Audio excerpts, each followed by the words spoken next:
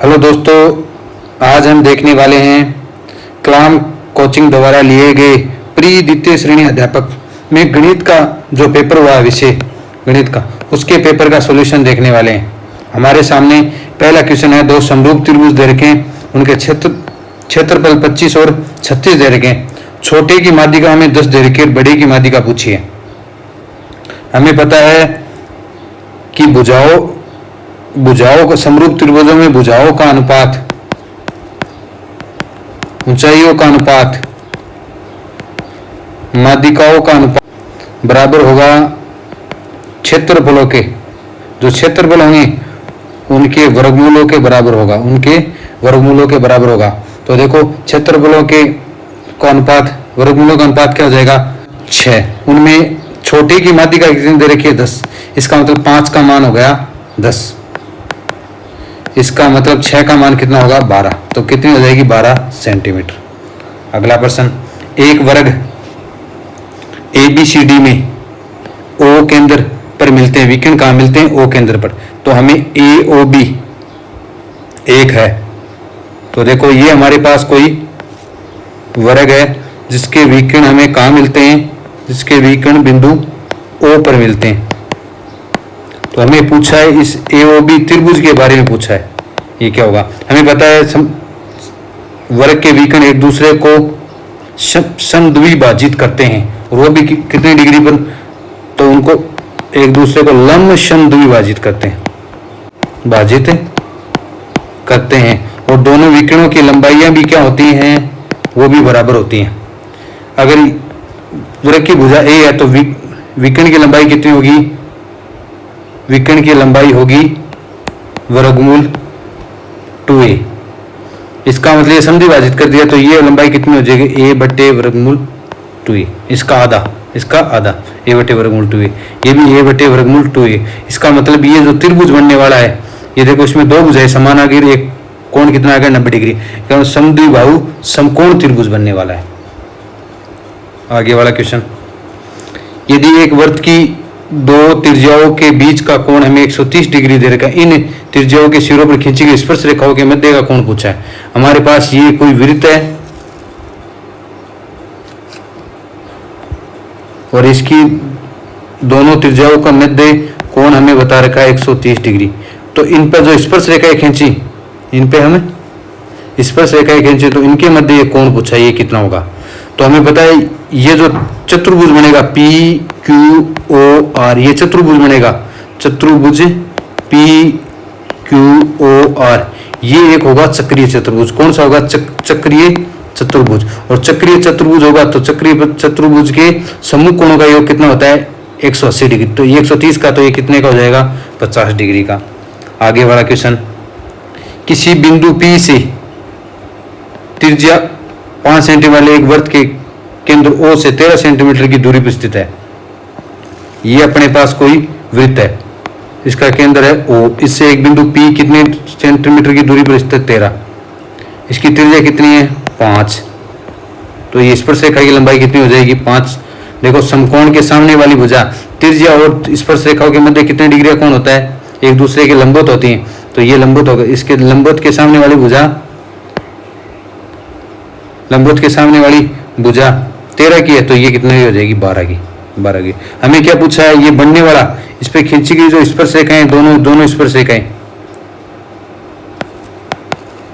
ये बनने वाला इस पूरे चतुर्भुज का क्षेत्रफल पूछा है। अब देखो ये वाला अपने पास,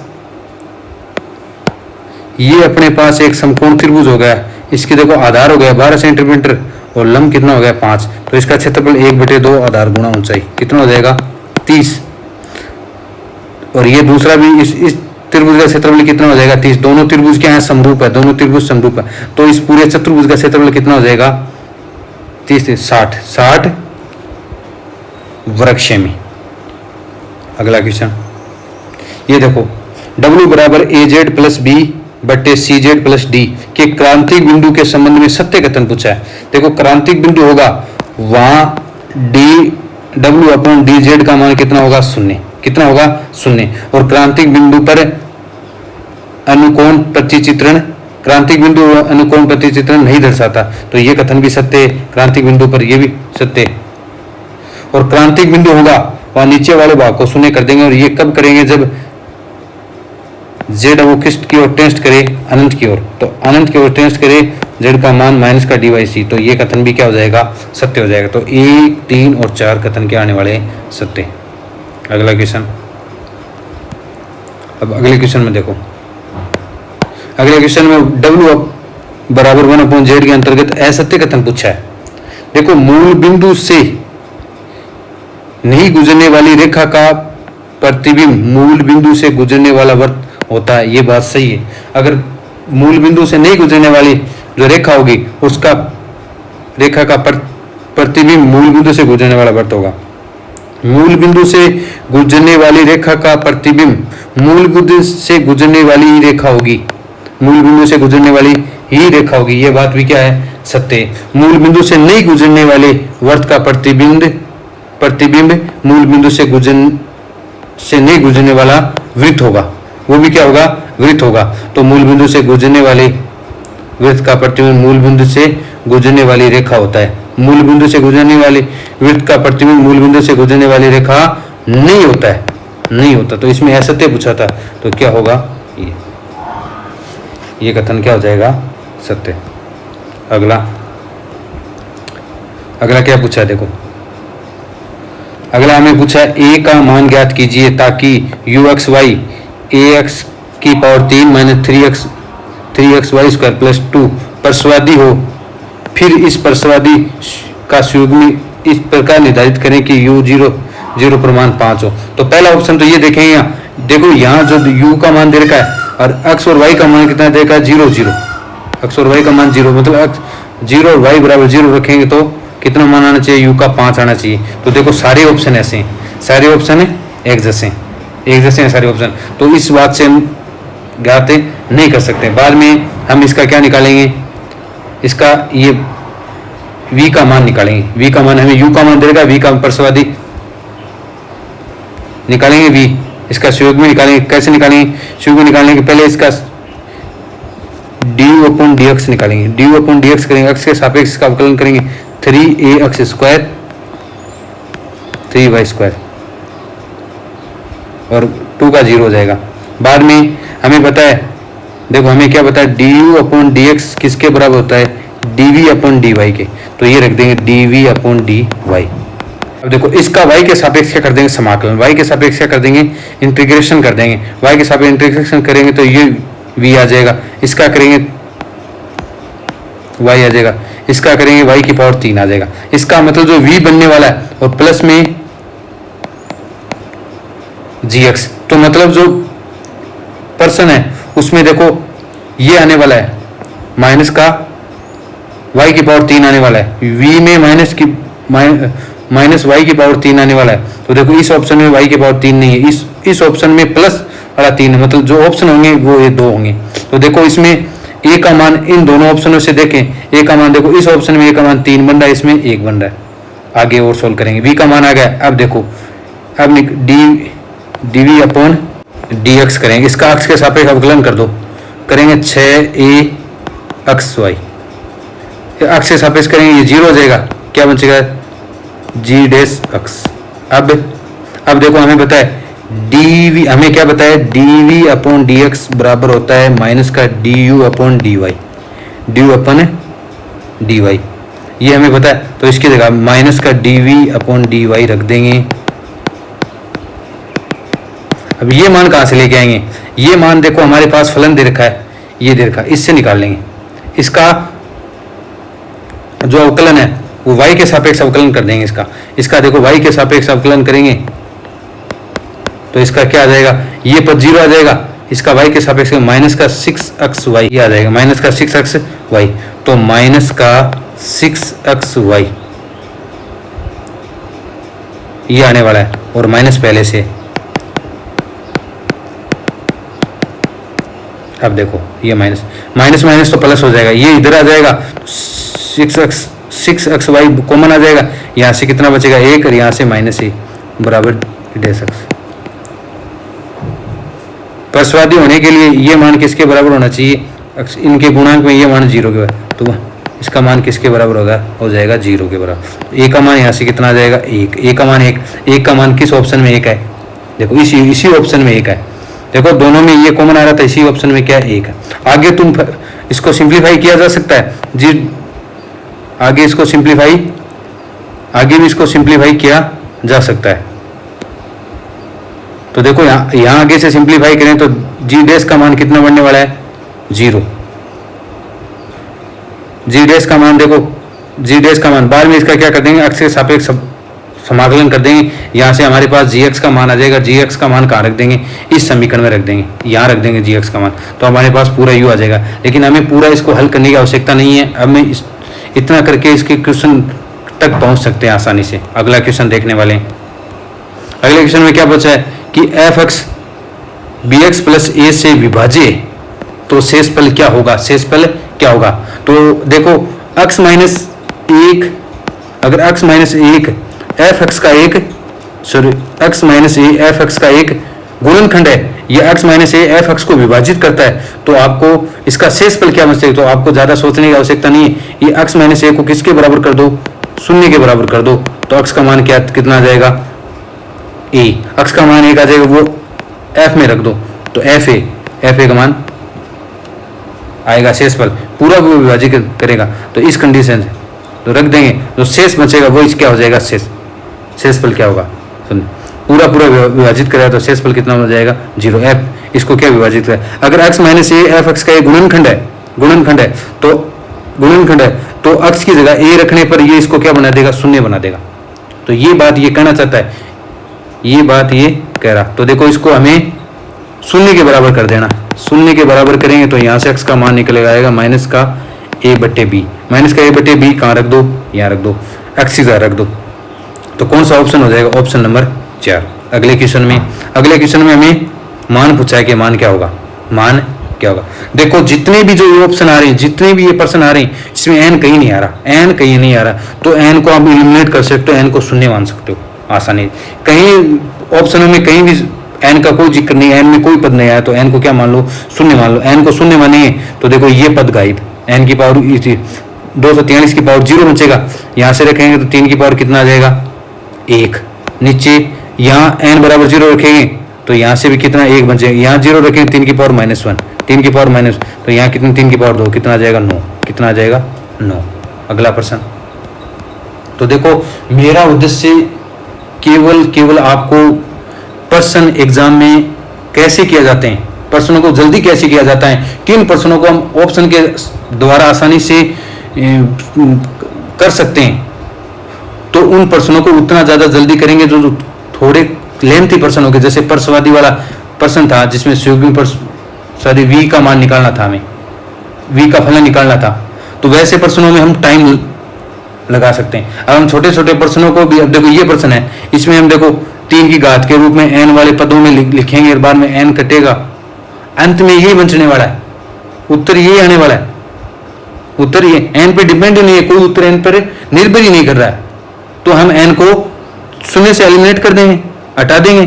तो इनमें हम एग्जाम में इन्हीं प्रश्नों में अगर टाइम बचाएंगे तो कुछ लेंथी प्रश्न होंगे, उनमें हम और ज्यादा सोच सकते हैं, बाद में हमें सोचने के लिए टाइम मिलेगा। अगला प्रश्न, सीमा limit z tends to 0 z bar का स्क्वायर बटे z का मूल्यांकन करें, निम्न में से कौन सा कथन है सत्य। वास्तविक अक्ष की अनुदित सीमा, हमें पूछा वास्तविक अक्ष की, अब वास्तविक अक्ष होगा वहां y बराबर कितना रखना, आपको y बराबर 0 रखना, y बराबर क्या रख दो 0। अगर इसमें y बराबर 0 रखेंगे तो लिमिट किस टेंस टू होगी 0 की ओर, अक्ष 0 की ओर टेंस टू होगा। तो देखो अक्ष, देखो z को लिखेंगे, z बार को लिखेंगे अक्ष plus iota minus iota y। अब देखो y का मान 0 रख दिया तो ऊपर बच गया एक्स स्क्वायर, नीचे अक्ष बच गया, यहाँ क्या बच गया लिमिट अक्ष टेंस टू अनंत अक्ष सॉरी 0, तो मान कितना आ गया, सीमा का मान 0। तो ये बात क्या है सत्य। अगर y बराबर अक्ष लिखेंगे तो सारा पद हम किस में नोट कर लेंगे, सारा पद को हम अक्ष में बना लेंगे, तो अक्ष टेंस टू 0 हो जाएगा। अब z अक्ष टेंस टू 0 हो जाएगा, ऊपर क्या हो जाएगा, देखो अक्ष आइटा, देखो y बराबर अक्ष रखना का स्क्वायर बट्टे अक्ष प्लस आइटा अक्ष, तो ऊपर क्या आ जाएगा, देखो लिमिट अक्ष टेंस टू 0, ऊपर अक्ष स्क्वायर आएगा 1 माइनस बीटा का स्क्वायर आ जाएगा बट्टे अक्स बट्टे 1 प्लस आइटा आएगा। एक अक्स एक कैंसिल हो, लेकिन एक अक्स यहाँ शेष बचेगा। लिमिट में मान रखें तो ये भी मान क्या बनने वाला शून्य, तो यहाँ भी सीमा का मान क्या बनने वाला शून्य, तो ये कथन भी सत्य है। सीमा का अस्तित्व है या नहीं, अब देखो सीमा का अस्तित्व, इसके लिए हम चेक करेंगे y बराबर एम एक्स रख के देखेंगे, y बराबर एम एक्स रख के देखेंगे। अगर y बराबर यहाँ एम एक्स रख के देखेंगे तो सीमा का अस्तित्व होगा। सीमा का मान क्या कितने के बराबर बनने वाला है, सीमा का मान 0 के बराबर बनने वाला। इसका मतलब यहाँ सीमा का क्या है, अस्तित्व है। आप रख के देख लेना, सीमा का मान क्या 0 के बराबर बन जाएगा। ये देखो जैसे मैंने यहाँ y बराबर है तो अब y देखो m का मान 1 हो गया था, यहाँ m रख देना, बस क्या बनने वाला है शून्य। तो ये आसानी से इस सिमिलरिटी से आसानी से देख सकते हैं। तो सीमा का अस्तित्व होगा तो ये ऑप्शन क्या हो जाएगा, कैंसिल। तो देखो हमें पता है फलन z बराबर 0 पर सतत है, z बराबर 0 पर सतत है, तो उस पर सीमा का मान और फलन का मान क्या होगा, बराबर होगा। तो ये बात भी क्या होगी, सत्य। तो 1 2 और 4 क्या होने वाले हैं, सत्य। 1 2 4, तो पहला ऑप्शन क्या होने वाला है, सत्य। तो इस प्रकार हम क्वेश्चनों को सोच सकते हैं। देखो अगला क्वेश्चन, किसी समबाहु त्रिभुज की भुजा को 2 इकाई बढ़ा दिया जाए तो क्षेत्रफल इतना बढ़ जाता है। 2 इकाई बढ़ा दिया तो क्षेत्रफल 3 प्लस वर्गमूल 3 इकाई बढ़ जाता है। तो त्रिभुज की प्रत्येक भुजा होगी, त्रिभुज की प्रत्येक भुजा होगी, प्रत्येक भुजा होगी। देखो पहले अगर हम भुजा को a माने तो दूसरी a प्लस 2, तो क्षेत्रफल बढ़ा है। तो देखो इन दोनों का अंतर क्या आ जाएगा, 3/4 a प्लस 2 का होल स्क्वायर। देखो 3/4 दोनों में आने वाला है, तो मैं पहले ही बाहर ले लेता हूँ a स्क्वायर, और बटे कितना बढ़ा है 3 प्लस वर्गमूल 3।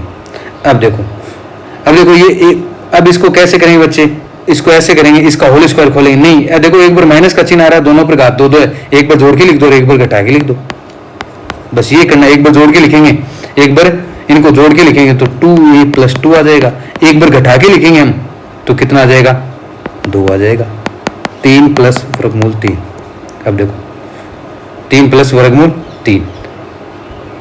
अब देखो इसको अब यहां से भी 2 कॉमन आ जाएगा, यहाँ ऊपर 4 आ जाएगा और 4 से 4 कट गया तो वर्गमूल 3 a प्लस 1 बच गया, 3a प्लस। यहां से मैं वर्गमूल 3 कॉमन ले लूं, वर्गमूल 3 कॉमन ले लूं तो अंदर क्या बचेगा, वर्गमूल 3 प्लस 1, वर्गमूल 3 प्लस 1। अब देखो दोनों की तुलना करें, वर्गमूल 3 वर्गमूल 3, कोष्टक में एक ही जगह वर्गमूल 3 1, तो a का मान कितना आ जाएगा, वर्गमूल 3। ऐसे आपको तुलना करके भी देखना है। अब इसको पूरा सिंप्लीफाई नहीं करना है, हमें बस ऐसे ही सोचना है, बस क्वेश्चनों कैसे। अब देखो a का मान हम वर्गमूल 3 रखें तो देखो इन ऑप्शनों में रख के देख लो आप, तो कौन से ऑप्शन बराबर होने वाले हैं, ये वाला। तो प्रश्नों को हमें ऐसे सोचना है, जब भी जल्दी होंगे। हमारे बुद्धि को ज्यादा विकसित करना है, बार बार जितने ज्यादा क्वेश्चनों की हम प्रैक्टिस करेंगे बुद्धि उतनी ज्यादा विकसित होगी, सोचने का जो दायरा है वो हमारा बढ़ेगा। अब देखो त्रिभुज की माध्यिकाएं 9 12 और 15 दे रखी हैं, तो हमें त्रिभुज का क्षेत्रफल पूछा है। माध्यिकाएं दे रखी हैं तो आप माध्यिकाओं को भुजा मान लो और इसका क्षेत्रफल ज्ञात कर लो। अब इनको भुजाएं मान ली 9 12 15, किसकी भुजाएं होती है, समकोण त्रिभुज की। किस त्रिभुज की भुजाएं होती है, समकोण त्रिभुज की। समकोण त्रिभुज की भुजाएं होती है तो क्षेत्रफल क्या होता है, 1/2 आधार गुणा ऊंचाई, ऊंचाई कितनी होगी 9 12, कितना हो जाएगा क्षेत्रफल। अब ये आ जाएगा हमारा क्षेत्रफल, किसका आ जाएगा, अगर इनको भुजाएं माने तब क्षेत्रफल आ जाए, लेकिन ये माध्यिकाएं तो आपको बस 4/3 से गुणा कर देना, 4/3 से गुणा कर देना। तो देखो नीचे कितना आ जाएगा 6 से कटेंगे यहाँ 2, कितना आ जाएगा 2।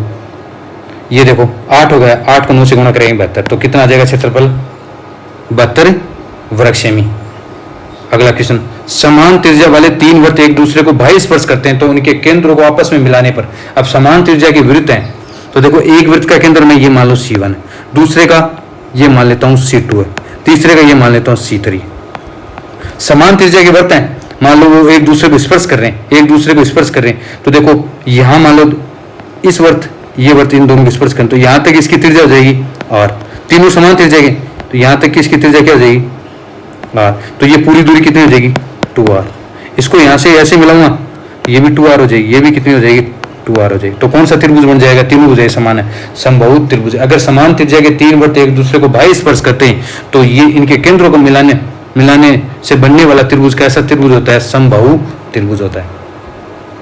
अगला प्रश्न, अगले प्रश्न में हमें क्या पूछा है, F2 का मान पूछा है, F2 का मान पूछा है। ऐसे जितने भी प्रश्न होते हैं x लिखा होता है, 1/x रखा होता है। तो आपको देखो पहली बात तो ये है, आपको ये काम करना है, आपको एक काम करना है, x को 1/x से रिप्लेस कर दो। एक समीकरण तो आपको पहले से दे रखा है, दूसरा यहाँ से निकाल लो। तो यहाँ से मैं निकालूंगा तो f 1/x plus 2f 1/x रखेंगे तो ये x बन जाएगा बराबर है 1/x। अब देखो एक को हमें एलिमिनेट कर दो, कोई भी एक को एलिमिनेट कर दो। देखो यहाँ इसका गुना कितना है, माइनस का 2, यहाँ 3 है। f1/x का इनको 6 बना लो, कितने पर बराबर होंगे, 6 पर बराबर होंगे। 2 और 3 का लैस है, 6 पे बराबर होंगे। तो 6 बनाने के लिए इसको किससे गुना कर दूं, इसको मैं 3 से गुना, इसको 6 बनाने के लिए इसको 3 से गुना करूं, इसको 3 से गुना करूंगा तो ये भी 3 से गुना होगा। इसको किससे गुना करना पड़ेगा, मुझे 2 से गुना करना पड़ेगा, 2 से। अब देखो ये 6 बनेगा, ये दोनों जुड़ेंगे, ये 6 बनेगा, दोनों जुड़ेंगे तो ये कैंसिल हो जाएगा, ये वाला पद और ये वाला पद कैंसिल होगा। यहाँ से क्या बनने वाला 9f(x), यहाँ से माइनस के 4f(x), यहाँ देखो 3x और यहाँ से 2/x, ये बनने वाला है। अब ये कितना बच जाएगा 5f(x). अब हमें तो किसका मान निकालना है, f2 का मान है, तो x का कितना रखना है, 2 रखना है, 2 रख दो, 2/2, तो यहाँ से कितना आ जाएगा, यहाँ से आ जाएगा 7। तो 5f2 बराबर कितना आ जाएगा 7। तो देखो f2 का मान कितना आ जाएगा, f2 का मान 7/5, 7/5 का मतलब 1.4, 1.4। तो कौन सा ऑप्शन हो जाएगा, ऑप्शन नंबर 4। तो इन प्रश्नों को तुम आसानी से सोच सकते हो। अगला प्रश्न, इसका प्रांत पूछा है, इसका क्या पूछा, हमें डोमेन पूछा है। जब भी डोमेन पूछे, जब भी हमें प्रांत पूछे, प्रांत का मतलब ये होता है इनपुट, इनपुट हमें इनपुट देना है। हम क्या इनपुट दे सकते हैं जिससे ये फलन परिभाषित रहे, क्या रही, परिभाषित। और जब आपको रेंज पूछे, क्या पूछे, रेंज का मतलब है आप डोमेन से इनपुट दो और आपके पास जो प्राप्त हो वो आउटपुट वो क्या है, आउटपुट, वो होती है रेंज। अब हमें ये देखना आप क्या क्या इनपुट दे सकते हैं इसमें। देखो x से बड़ा कोई मान रखूं मैं, x से बड़ा कोई मान लूं, यहाँ x से बड़ा मान लो, एक भी x से 1 बढ़ा दूं तो देखो 2 की पावर 1, 5 की पावर 1, क्या अंदर माइनस में बनने वाला, क्या परिभाषित हो सकता है। इसका मतलब 0 से बड़ा मान इसके अंदर परिभाषित नहीं हो सकता। तो 0 वाले जितने ऑप्शन है वो कैंसिल हो जाएंगे, क्या हो जाएंगे, कैंसिल।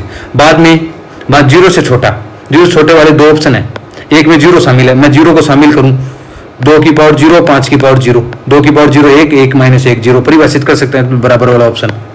छोटा वाला रख के देख लो, ये मान, कौन मान ज्यादा बढ़ेगा, ये मान ज्यादा, देखो छोटे वाले आप रख के देखो कौन मान ज्यादा बढ़ता रहेगा, ये मान बढ़ता रहेगा और ये मान घटता रहेगा। यहाँ कभी भी माइनस नहीं बनेगा, कुछ भी रख के देखो आप, एक रख के माइनस का 1 रख के देखो तो 1/2, ये 5/2, देख लो कौन मान में 5 - 2/10, तभी मान पॉजिटिव रहने वाला। 0 से बड़ा ये पॉजिटिव, मतलब इसके अंदर मान क्या रहने वाला, पॉजिटिव। इसका मतलब आप x का मान अगर 0 से छोटा या 0 बराबर के अलावा 0 से छोटा रखते चलोगे, तो 2x नहीं है क्या, वो 5x से जल्दी तेज दौड़ेगा, जल्दी तेज। इसका मतलब यहाँ कभी भी नेगेटिव प्रभाव नहीं आ सकता। इसका मतलब इसका ऑप्शन आप डोमेन के जितने भी क्वेश्चन है आप पुटिंग मेथड से आसानी से कर सकते हो, ऑप्शनों से आसानी से कर सकते हो। आगे वाला प्रश्न, a r से छोटी सम प्राकृत संख्याओं का समुच्चय, b 7 से छोटी अभाज्य संख्याओं का समुच्चय, तो a से b में परिभाषित होने वाले संबंधों की संख्या। तो a में तो अपने पास क्या हो गया, 2 4 6 हो गया, तो यहाँ टोटल स्थितियाँ कितनी होगी, 3। b में क्या हो गया, b में हो गया 2 3 5, यहाँ भी कितनी स्थितियाँ, 3 हो गई। तो संबंधों की संख्या होती है 2 की power m into n। m का मान कितना हो गया, 3, n का मान भी कितना हो गया, 3, तो 2 की पावर 3 गुना 3, 2 की पावर कितना हो गया, 2 की पावर 9। तो कौन सा ऑप्शन हो गया, ऑप्शन नंबर 1। अब देखो अगला प्रश्न है समुच्चय 1 2 3, ए से संबंधों की संख्या क्या होगी जिसमें 1 2 2 3 हैं, जो समतुल्य हो, संक्रामक तो हो लेकिन सम्मित नहीं होगी। इसका मतलब ये कह रहा है समतुल्य हो, संक्रामक हो किंतु सम्मित नहीं हो। 1 2 तो हो, इसका मतलब उसमें संबंध में 1 और 2 3 तो होने चाहिए, और इसको समतुल्य बनने के लिए 1 2 2 2 3 3 हो। ये वाले तो 2 पहले से हैं, अब ये वाले 2 पहले से हैं। अब इसको हमें देखो, ये वाला देखो, इसको देखने में समतुल्य लग रहा है लेकिन सम्मित तो हमें करना ही नहीं है, तो हम देखना सकते 1 का 2 के साथ सम्मित, 2 का 3 के साथ, तो एक संबंध तो ये हो जाएगा, एक संबंध तो R1 ही हो जाएगा। फिर R2, ये देखो R2 में इतना तो पोर्शन सेम टू सेम रहने वाला है, सेम टू सेम रहने वाला, ये वाला पोर्शन तो सेम टू सेम रहने वाला। ये देखो ऐसे का ऐसा सेम टू सेम। अब इसमें चेंज करो, 2 1 ले लो, 1 2 1 ले लो, तो R2 बन जाएगा। देखो 1 का 2 के साथ है, फिर 2 का 1 के साथ, लेकिन 2 का 3 के साथ है, 3 का 2 के साथ नहीं, सम्मित नहीं होगा।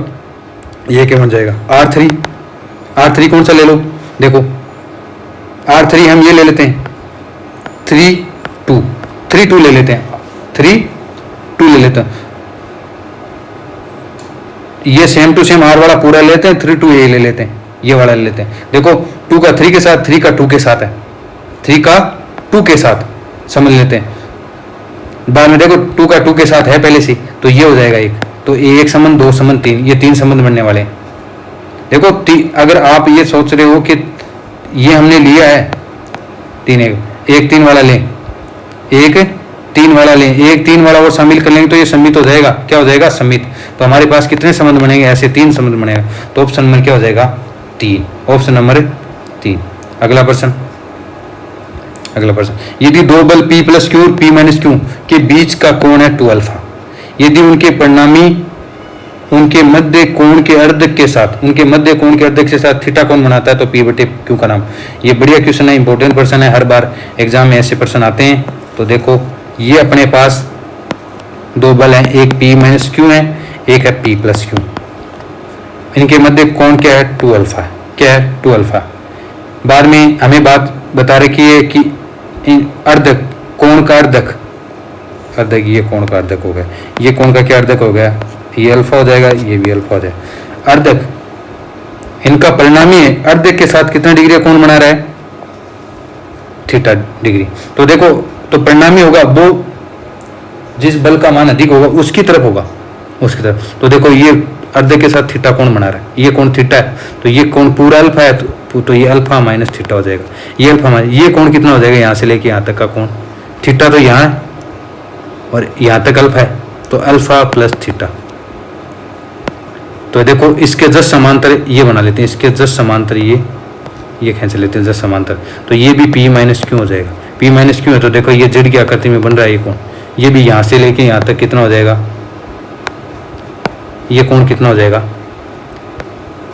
कोण हो जाएगा alpha plus theta. Alpha plus theta हो गया, तो देखो P माइनस क्यू के सामने कौन हो गया? Alpha minus theta.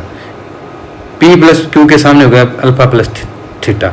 ये कोण दोनों कोण हो गए, तो हमें साइन जैसा सूत्र लगा देते हैं, P प्लस क्यू बट्टे साइन, इसके सामने alpha plus theta, P minus Q बट्टे साइन अल्फा माइनस थीटा, ये लगा दिया हमने सूत्र। अब हमें देखो, अब हमें P बटे क्यू का मान ही निकालना है, तो इसको सोल्व कर लेते हैं। इसको ऐसे लिख लेते हैं P प्लस क्यू बटे P माइनस क्यू।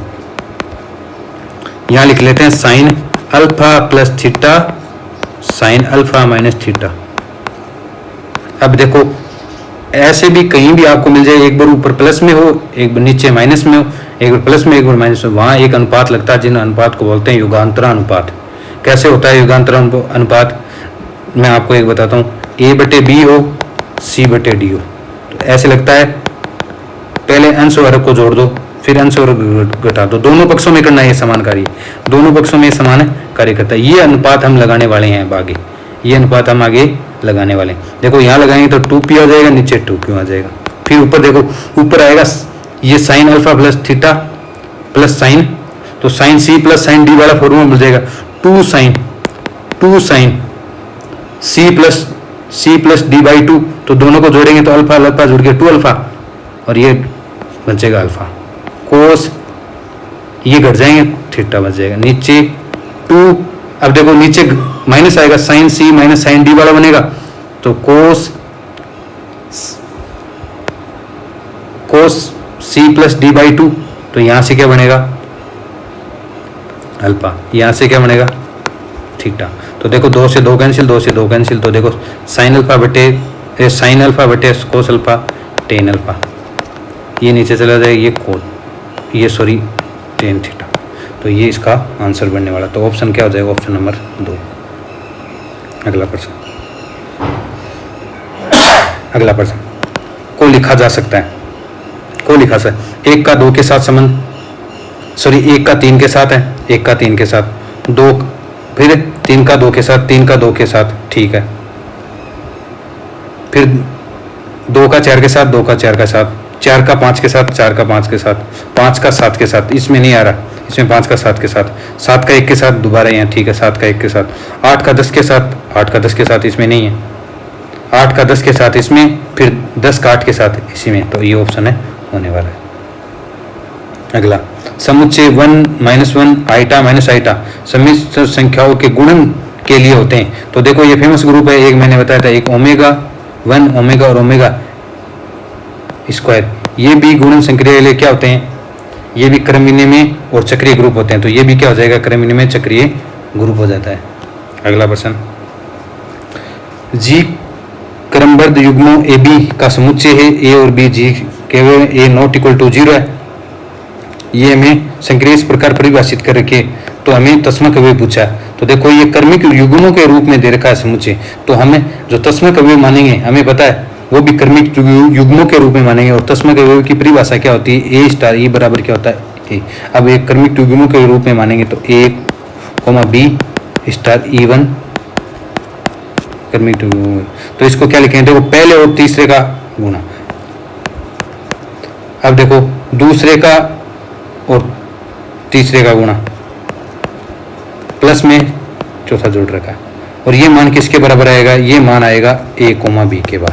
तो देखो ए E1 का मान ए के बराबर आ जाएगा, बी E1 प्लस E2 बराबर बी के बराबर है। तो यहाँ से ए देखो एस को ऐसे लिखेंगे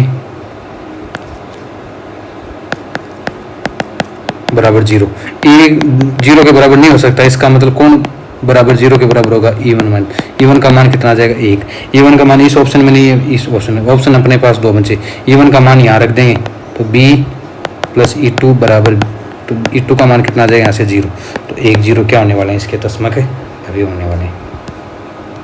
अगला प्रश्न, अगला प्रश्न, असत्य कथन पूछा, असत्य कथन क्या होगा, प्रत्येक समूह में तस्मक अवयव की कोटि शून्य होती है, ये बात गलत होगी, प्रत्येक जो समुच्चय होगा, सॉरी समुच्चय नहीं, ग्रुप होगा उसमें तस्मक अवयव की कोटि कितनी होगी, 1 होगी, शून्य नहीं होगी, तो ये ऑप्शन क्या होगा, सत्य। तो असत्य कथन पूछा था, परिमित समूह के प्रत्येक अवयव की कोटि ग्रुप की कोटि से कम, ग्रुप की कोटि से कम या बराबर हो सकती है, ग्रुप की कोटि से कम या बराबर हो सकती है।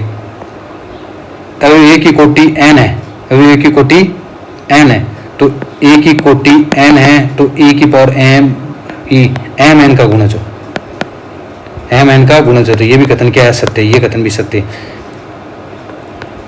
ये जी स्टार में अवयव की कोटि उसके प्रतिलोम की कोटि क्या होती है, बराबर होती है, तो ये भी क्या सत्य, तो ये भी क्या है, सत्य। ये देखो ये फॉल्स हो गया, ट्रू ट्रू, ये ट्रू। यदि जी के अवयव ए की कोटि n है और a की पावर p की कोटि होगी, n और p सापेक्षिक अभाज्य संख्या दे रखी है, तो देखिए a की पावर p की कोटि नहीं होगी क्या, वो होती है n बट्टे HCF ऑफ n और ये घात वाला, इन दोनों का HCF लिखेंगे। अब ये दोनों सापेक्षिक अभाज्य संख्या होगी तो इनका HCF कितना होगा 1, तो कितना मान आ जाएगा n, मान कितना आ जाएगा n। एक वह त्रिघात समीकरण जिसके मूलों का गुणन इकाई है, एक मूल 2 प्लस वर्गमूल 3 है, तो हमें वो द्विघात समीकरण ज्ञात करना है। हमें पता है किसी द्विघात बहुपद के या द्विघात समीकरण के या द्विघात समीकरणों चाहे 3 घात के हो चाहे 4 घात के, अगर एक मूल परमेय मूल है, सॉरी अपरिमेय मूल है, तो अन्य मूल भी इसके युग्म के रूप में होगा। अपरिमेय मूल हमेशा युग्म के रूप में होता है, तो एक मूल ये तो दूसरा मूल इसका संयुग्म होगा, एकदम संयुग्म होगा। तो इनका क्या दे रखा है, तीनों का गुणनफल, तो तीसरा मूल हमें पता नहीं, उसको क्या मान लेंगे गामा। तो इन तीनों का गुणनफल, इन देखो इन तीनों का गुणनफल करेंगे, वो किसके बराबर कर देंगे, इकाई के बराबर, इकाई के बराबर। तो देखो इनका करेंगे a plus B, a minus B, तो 4 का स्क्वायर माइनस,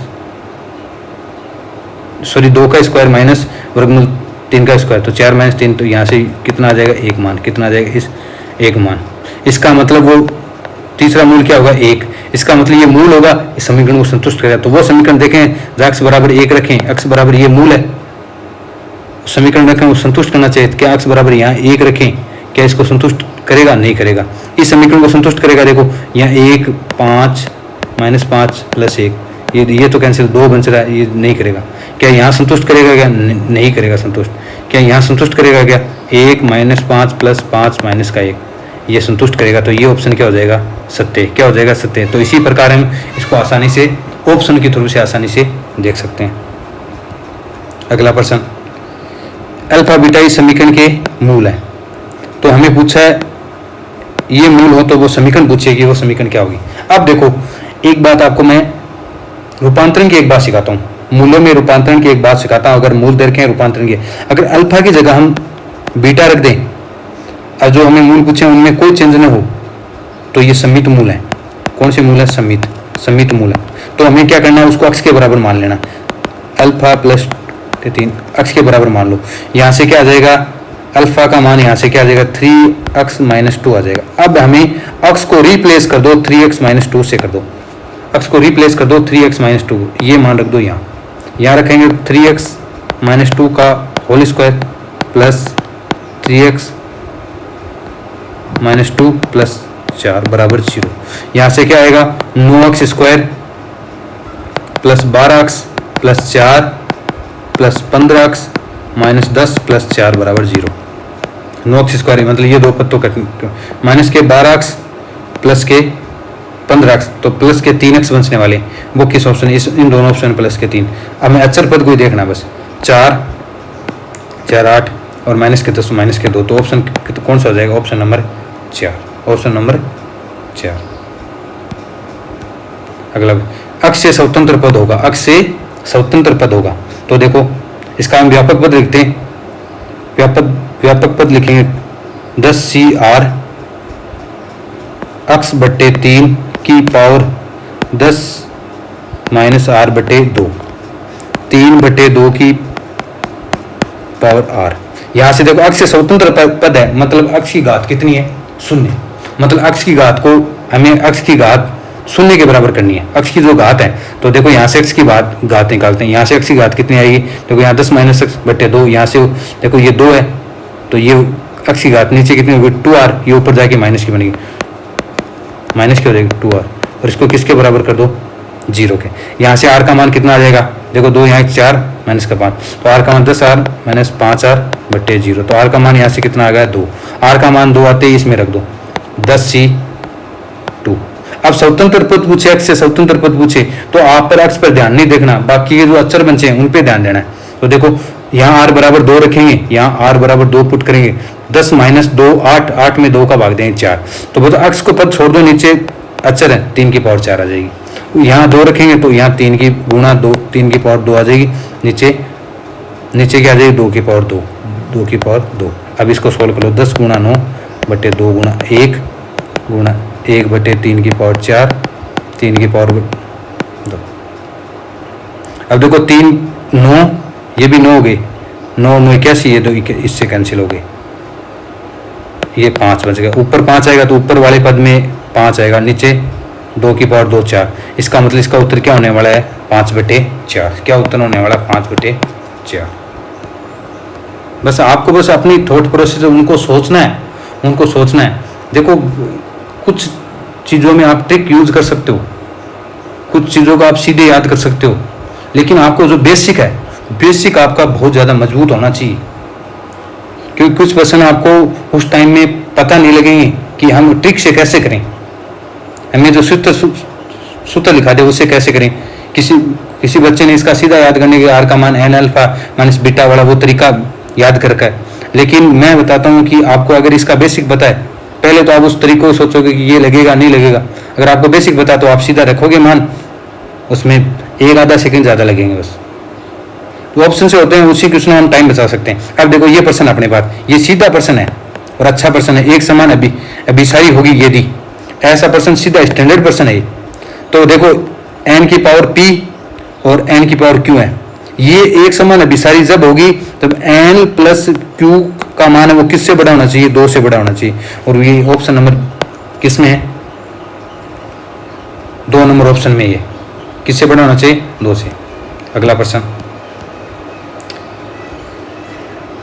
an बराबर हमें दे रखा है ये वाला पद और हमें पूछा है a1 a2 dot dot a5, इनका योग पूछा है। 1 से लेकर 25 पदों का योग पूछा है। ये भी बढ़िया प्रश्न है, 25 पदों तक का योग पूछा है। देखो इनका हमें योग पूछा है, तो देखो इस प्रश्न को कैसे करेंगे। तो पहले देखो इस प्रश्न को मैं ऐसे लिख लेता हूँ। पहले इसके जो नीचे जो ये भाग दे रखा है, इस भाग के हम गुणनखंड कर लेते हैं। देखो इसके गुणनखंड करेंगे तो देखो इसके गुणनखंड हो जाएंगे 2n-3 और 2n-5, इसके गुणनखंड हो जाएंगे। इस गुणनखंड वाले भाग को मैं देखो यहाँ सोल्व करता हूँ। हमारे पास क्या आ गया? an बराबर माइनस का 2 बट्टे 2n-3 और 2n-5। अब an बराबर, इसको थोड़ा मैं सिंप्लीफाई कर लेता हूँ। यहाँ सीधे मान में रख के देखो थोड़ा सिंप्लीफाई करते हैं। इसको सिंप्लीफाई ऐसे करेंगे 2n-3 और माइनस 2n-5, इसको ऐसे मैंने सिंप्लीफाई। अब देखो ये -2 कहाँ गायब हो गया। देखो इसको तुम दोबारा सोल्व करेंगे तो देखो ऊपर माइनस का, इसको सोल्व करेंगे -2 आएगा, उसको -2 आएगा। -2 आने के लिए मैंने एक ऊपर नीचे -2 से गुणा किया तो ये कैंसिल हो गया, उससे क्या हो गया? उससे कैंसिल हो गया। इसको सिंप्लीफाई करेंगे, ये पद ऐसे कैसे आ जाएगा? ये ऐसे सोच लो, ऐसे। अब मैं देखो 1 से लेकर 25 तक का हमें योग निकालने, n का मान 1 रखता हूँ। n का मान 1 रखूँ तो यहाँ से क्या बनेगा? यहाँ से 1 बट्टे -1। यहाँ से कितना बनेगा? यहाँ से -3 बनने वाला। 2 रखूँ, 2 दूनी 4, यहाँ 1 बनने वाला। क्या बनने वाला? 2 दूनी 4 -3। यहाँ 2 रखूँ तो यहाँ क्या बनने वाला? -1 बनने वाला। इसी प्रकार मैं 3 रखूँ, यहाँ 3 रखूँ, देखो 3 दूनी 6 -3 दूनी 6 -3, यहाँ 3 माइनस, यहाँ 3 रखूँ, 3 यहाँ 1 बनने वाला। कितना बनने वाला? 1। इसी प्रकार चलते रहेंगे, इसी प्रकार चलते रहेंगे। यहाँ मैं लिखता हूँ 25, क्या लिखता हूँ? 25 लिखूँगा तो यहाँ कितने बनने वाला है? 25 दूनी 50, यहाँ बनना 1/47 माइनस यहाँ 25 दूनी 50 1/45। अब देखो आप इनको सिमिलरिटी आपको दिखाई देगी होगी। देखो ये वाला पद माइनस का आ रहा है, ये देखो प्लस में बन जाएगा, तो ये एक दूसरे से कैंसिल हो गए। ये वाला पद इससे कैंसिल हो गया। ऐसे देखो ऐसे कटते चलेंगे। कौन कौन से पद बन जाएंगे? एक तो ये पद बन जाएगा और एक ये पद। ये देखो 1/47 बन जाएगा। ये कितना बन जाएगा? Minus plus 1/3। इनका लघुत्तम कितना आ जाएगा? इनका लघुत्तम आ जाएगा 141। तो 3 प्लस 45 कितना आ जाएगा? 50/141। तो ये प्रश्न बढ़िया प्रश्न था, इंपॉर्टेंट। इसका उत्तर क्या आएगा? 50/141। 50/141। तो देखो ऐसे प्रश्न है, तो थोड़े अलग से हटके प्रश्न आते हैं तो श्रेणी के योग के बारे में, तो उनको थोड़ा अलग से आपको इन क्वेश्चनों को बार बार इनका अभ्यास करना है। आगे वाला प्रश्न, एक अविकर्णीय मैट्रिक्स A3 का एक आइगन मान 7 है तथा उसका सारणी का मान भी कितना है? 7 है। तो एडजॉइंट ऑफ ए का मान क्या होगा? तो देखो एडजॉइंट ऑफ ए वो बराबर होता है सारणिक बट्टे आइगन वैल्यू, आइगन मान। तो क्या होगा? सारणी का मान भी 7 होगा, आइगन मान का 7 होगा, तो कितना मान आ गया? 1। तो इसका उत्तर क्या होने वाला है? 1। अगला प्रश्न में हमें क्या बताया? ये एक लांबिक मैट्रिक्स है, तो x + y का मान पूछा। ये लांबिक मैट्रिक्स है तो हमें पता है ये लांबिक मैट्रिक्स है, तो A और A का ट्रांसपोज बराबर क्या आएगा? I के। तो इसका ट्रांसपोज लिखते हैं। इसका ट्रांसपोज लिखेंगे तो बस हमें ट्रांसपोज लिखने में इसके 1 2 2 2 2 1 -2 x 2 y, बस ये बराबर I के बराबर कर देंगे। किसके बराबर कर देंगे? I के बराबर कर देंगे। वहाँ से इनकी तुलना कर लेंगे, देखो अब करते हैं। 1/9 तो बाहर आ गया, 1/2 9 बार। अब इस पंक्ति को इस स्तंभ से गुणा करते हैं तो कितना आएगा? यहाँ से देखो इस स्तंभ से गुणा करते हैं। देखो हमें तो इस पंक्ति को इस स्तंभ से हमें गुणा करूं, इस पंक्ति को इस स्तंभ से गुणा करूं तो अक्ष वाले मान कहीं नहीं आएंगे। मैं सीधा यहाँ इस पंक्ति को इस स्तंभ से गुणा करता हूँ। देखो सीधे इसी को यहाँ से गुणा करते हैं तो गुणा करेंगे अक्ष। और बराबर आई आएगा। आई आपको पता है 1 0 0 0 1 0 0 0 1, ये बराबर में ये आने वाला है। बाद में देखो इस पंक्ति को उठाऊं मैं और इस सिस्टम से गुणा करूं, इस पंक्ति को उठाऊं इस सिस्टम से गुणा करूं, इस पंक्ति को उठाऊं इस सिस्टम से गुणा करूं, तो देखो इससे उठाऊंगा 2x, इससे गुणा करूंगा +2, इससे गुणा करूँ -2y -2y। अब देखो हमारे पास यहाँ से दो समीकरण बन जाएंगे, x + 4 + 2y बराबर 0 बराबर 0। एक बन जाएगा 2x + 2 - 2y बराबर, ये भी क्या बन जाएगा 0, ये भी दोनों 0। देखो यहाँ दोनों ये वाले पद लिखे दोनों 0 के बराबर बन जाएंगे। तो देखो x + 2y बराबर -4 आ जाएंगे, और यहाँ से 2x - 2y बराबर -2 आ जाएंगे। दोनों को हम जोड़ देंगे, दोनों को हमें जोड़ेंगे, दोनों समीकरणों को हम जोड़ेंगे। यहाँ से x का मान 3x बराबर कितना आ जाएगा -6, x का मान -2, x का मान -2 आ गया। तो ये मान हम रख देंगे कोई भी एक समीकरण में रख दो, इस समीकरण में रख देते हैं x बराबर -2। तो यहाँ -2 + 2y -4, तो यहाँ से x का मान कितना आ जाएगा 2y बराबर -2, y का मान आ जाएगा -1।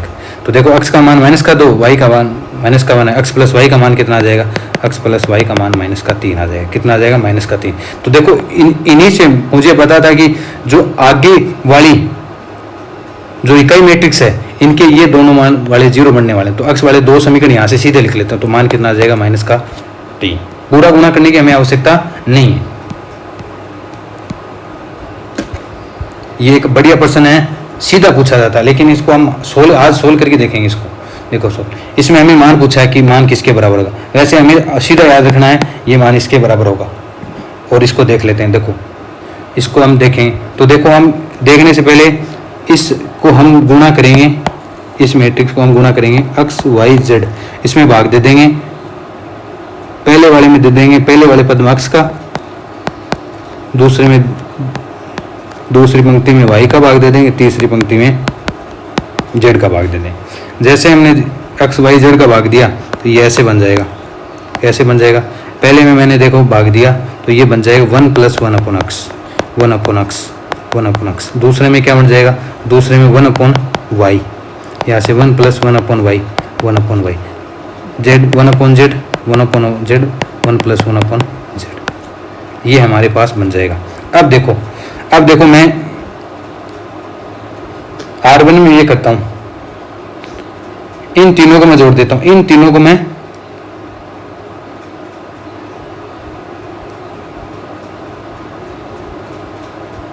इन तीनों पंक्तियों को मैं जोड़ देता हूं, तीनों पंक्तियों को R1 में करता हूं, R1 + R2 + R3, तीनों को जोड़ूंगा मैं।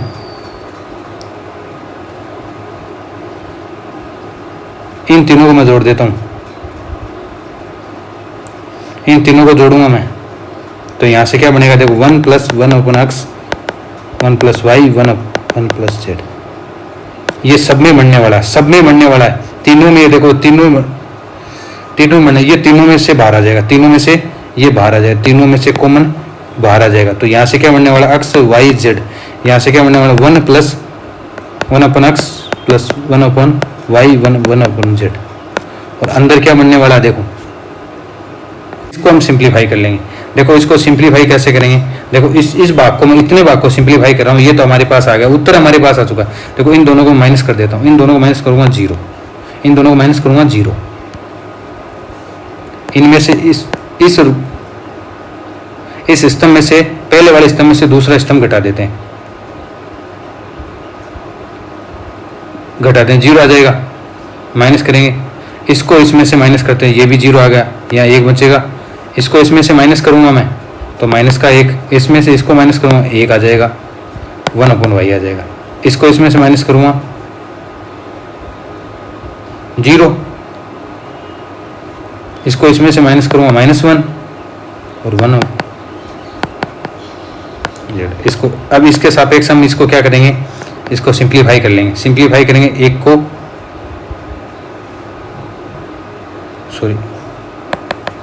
इसके सापेक्ष इसको सिंप्लीफाई करेंगे, तो देखो -1 से गुणा होगी 1 आ जाएगा, और 1 को 0 से गुणा करेंगे 0, तो ये क्या बनने वाला 1, क्या बन जाएगा 1, और गुणा में 1 है तो ये यहाँ से 1 बन जाएगा। 1 इसके गुणा में कितना होने वाला 1, मतलब इसका क्या मान होने वाला 1, तो इसका उत्तर क्या होने वाला, उत्तर नंबर सी। अगला प्रश्न, लेम्डा के किस वास्तविक मान के लिए समीकरण निकाय का अतुच्छ हल है। तो समीकरण निकाय का हमें हल पूछा है, क्या हल होगा। तो देखो इसको थोड़ा सा सिंप्लीफाई करके लिख लेते हैं। इसको x plus minus lambda x plus 2y 3z बराबर 0 लेते हैं। तो देखो यहाँ इसको लिखेंगे तो x की जगह 1 लेमडा आएगा 2 है। तो इसी प्रकार देखो इसको इस पक्ष में लेके जाएंगे तो देखो y के गुणक में 1 माइनस लेमडा आ जाएगा, या z के गुणक 1 लेमडा। और यहाँ पूछा है इसका अतुच्छ हल है, तो अतुच्छ हल होगा तो इसका डेल का मान कितना हो जाए 0। तो देखो सारणी का मान क्या कर देंगे, 0 के बराबर कर देंगे। तो 1 माइनस लेमडा 2 3 दूसरे में 3 1 माइनस लेमडा 2 3 1 माइनस लेमडा, इसका मान किसके बराबर कर देंगे, 0 के बराबर कर देंगे, 0 के बराबर करेंगे। अब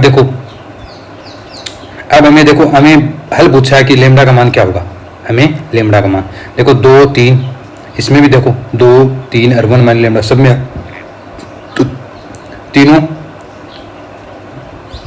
तीनों स्तंभों को जोड़ दो या चाहे तीनों पंक्तियों को जोड़ दे, कोई भी एक भी काम कर लो, सब जगह समान आने वाला। तीनों को हम जोड़ देंगे, देखो तो यहाँ देखो इन तीनों को हम जोड़ेंगे तो 6 माइनस लेमडा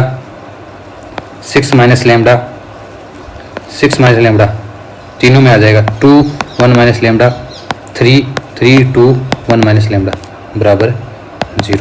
तीनों से क्या कॉमन आ जाए 6 माइनस लेमडा, और अंदर क्या बचेगा, अंदर बचेगा 1 1 1 2 1 माइनस लेमडा 3 3 2 1 माइनस लेमडा बराबर 0। इसका मतलब इसके बराबर 0 आने वाला है, तो 6 माइनस लेमडा बराबर 0, इसका मतलब लेमडा का मान यहाँ से कितना आ जाएगा 6, यहाँ से लेमडा का मान कितना आ जाएगा 6। तो एक ही ऑप्शन में 6, तो इसका हम आसानी से इतना करके भी उत्तर तक पहुँच सकते थे। अगर आगे आप सोल्व करना चाहते हो तो इसको आगे हल कर लेते हैं, इस भाग को हल कर लेते हैं, पूरे भाग को इसको हल करते हैं। इसको देखो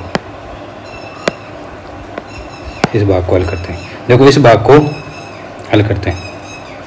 तो देखो एक के सापेक्ष हल करेंगे तो 1 माइनस लेमडा का स्क्वायर माइनस का 6 माइनस का 2 लिखेंगे, और देखो इस भाग के सापेक्ष करेंगे तो 1 माइनस लेमडा माइनस का 2 प्लस 3, इसके सापेक्ष करेंगे 3 माइनस 1 माइनस लेमडा करेंगे तो 1 प्लस लेमडा आ जाएगा, 1 प्लस लेमडा आ जाएगा बराबर 0। अब इसको सिंप्लीफाई कर लेते हैं, 1 माइनस लेमडा का स्क्वायर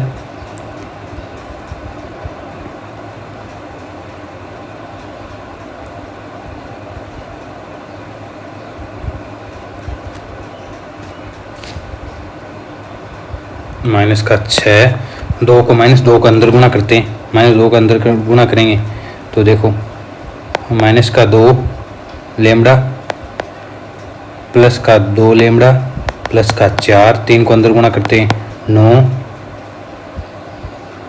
सॉरी इस 3 को हम ऐसे लिख लेते हैं,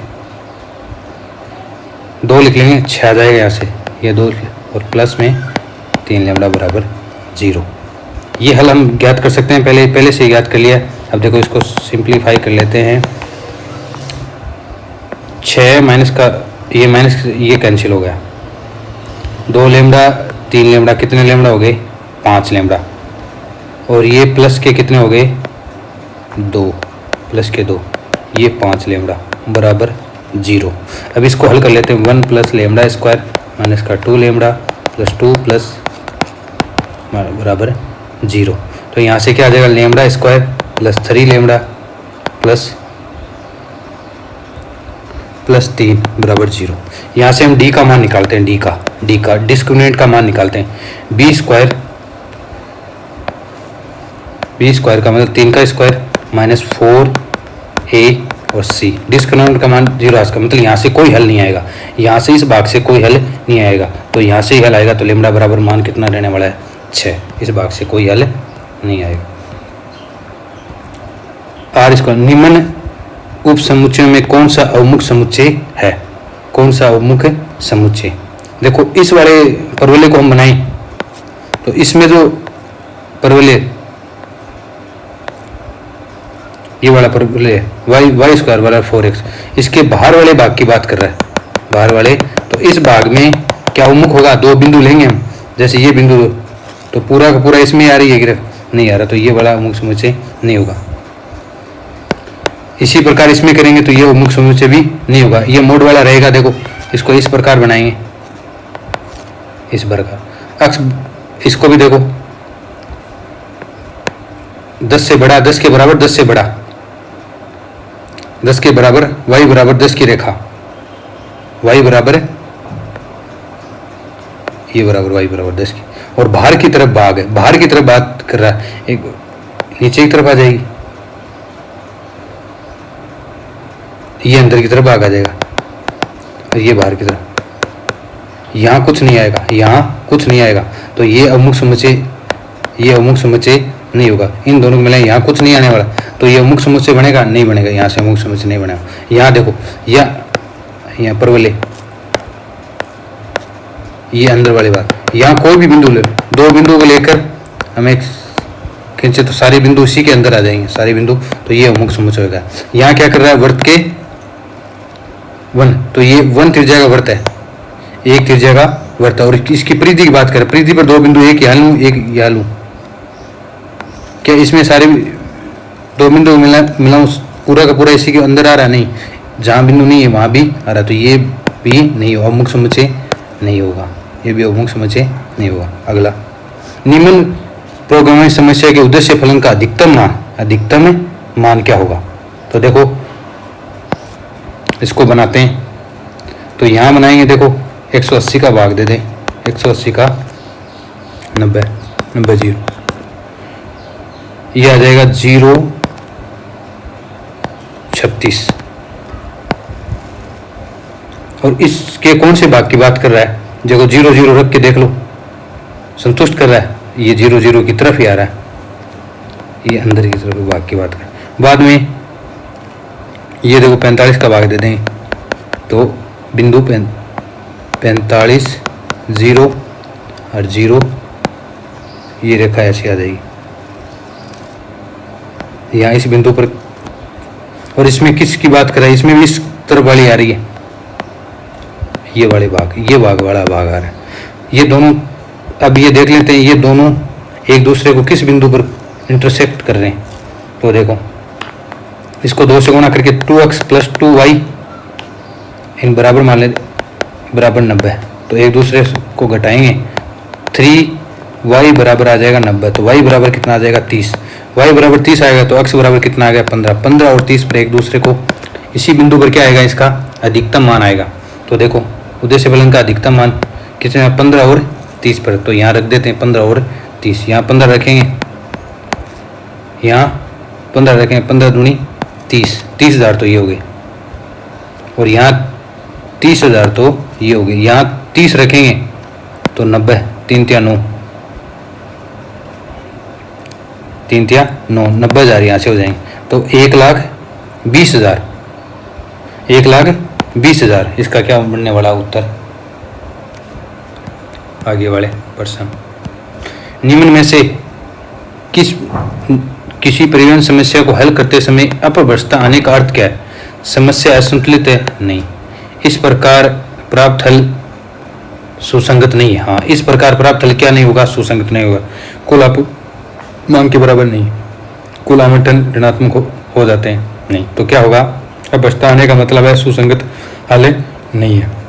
यदि आज समस्या का हल अपरिविध है तो उसकी द्वितीय का हल क्या होगा?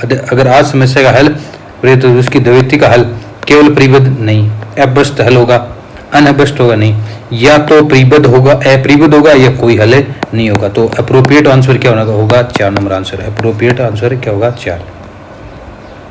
अगला प्रश्न, इसमें क्या पूछे? मूलों की संख्या पूछे कि कितने मूल होंगे, कितने मूल होंगे। देखो sine x cos x cos x, cos x sine x cos x, cos x cos x sine x. तो हमें क्या करना है, या तो पंक्ति वाइज तीनों को जोड़ दो या स्तंभ वाइज तीनों को जोड़ देते हैं। तो देखो यहाँ से मिल जाएगा sine x plus 2 cos x.